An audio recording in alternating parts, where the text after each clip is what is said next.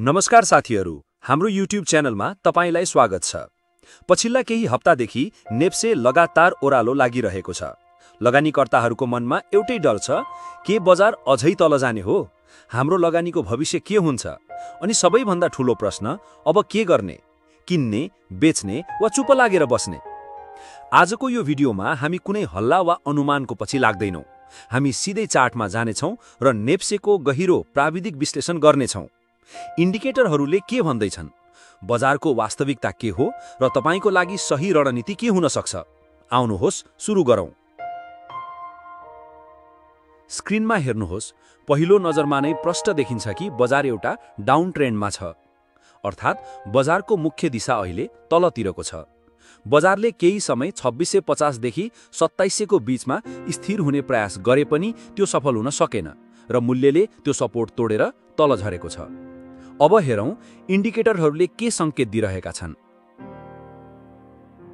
सबैभन्दा पहिला हेरौँ इचिमोको क्लाउड, जसलाई ट्रेन्डको राजा मानिन्छ। यहाँ 5 वटा बलियो बियरी संकेतहरू छन्। 1. मूल्य क्लाउडभन्दा तल छ। 2. नीलो लाइन अर्थात् तेन्कान-सेन रातो लाइनभन्दा तल छ।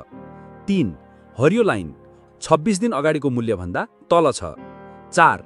भविष्यको क्लाउड पनि रातो छ, जसले भविष्यमा पनि बजार कमजोर रहन सक्ने देखाउँछ। 5. मूल्यले किजुन-सेनबाट बलियो प्रतिरोध यानि कि रेसिस्टेन्स सामना गरिरहेको छ। छोटकरीमा भन्दा इचिमोकुले भन्दैछ, सावधान, बजारमा बिक्री चाप एकदमै बलियो छ। अब अरू इन्डिकेटरहरू पनि हेरौँ। बोलिन्जर ब्यान्ड मूल्य तल्लो ब्यान्डमा हिँडिरहेको छ, जसलाई वकिङ द ब्यान्ड्स भनिन्छ। यो बलियो डाउन ट्रेन्डको संकेत हो। आरएसआई यो 35 को स्तरमा छ, अर्थात् 30 को ओभरसोल्ड क्षेत्र नजिक। यसले बजारमा किन्ने शक्ति यानि कि मोमेन्टम एकदमै कमजोर भएको देखाउँछ।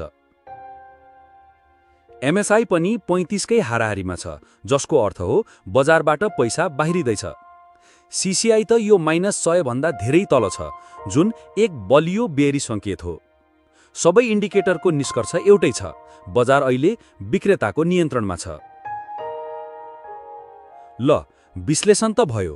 अब सबैभन्दा महत्त्वपूर्ण कुरा, गर्ने चाहिँ के त? कहिले किन्ने? हेर्नुहोस्, प्राविधिक विश्लेषण अनुसार अहिले हतारमा किन्ने बेला बिल्कुल होइन।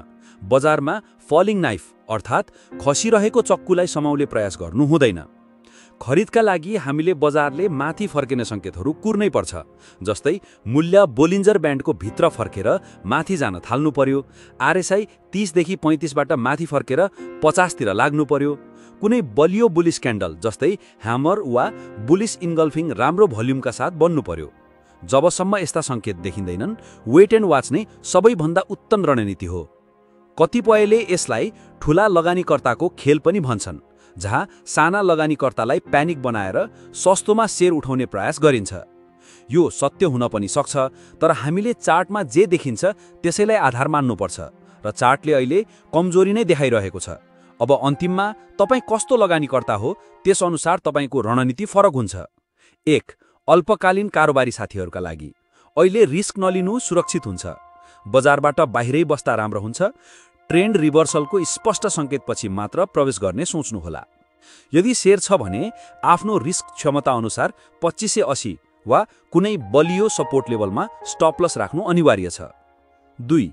लामो अवधिका लगानीकर्ताहरूका लागि यदि तपाईले राम्रा बलिया कम्पनीहरू छानेर राख्नु भएको छ भने यो गिरावट तपाईको लागि अवसर हुन सक्छ, तर एक पटकमा सबै पैसा लगानी गर्नु हुँदैन। एसआईपी जस्तै हरेक गिरावटमा थोरै थोरै किस्तामा खरिद गर्दै जानुहोस्। यसले तपाईको औसत खरिद मूल्य घटाउँछ र दीर्घकालमा राम्रो प्रतिफल दिन्छ। सारांशमा बजार अहिले प्राविधिक रूपमा कमजोर छ। अल्पकालीन कारोबारीहरूले धैर्यता गर्नुपर्छ भने दीर्घकालीन लगानीकर्ताहरूले यो गिरावटलाई अवसरको रूपमा सदुपयोग गर्न सक्छन्, तर होशियारीपूर्वक। तपाईलाई यो विश्लेषण कस्तो लाग्यो? तपाईको विचारमा बजार अब कता जाला? तल कमेन्ट बक्समा आफ्नो विचार लेख्नुहोला।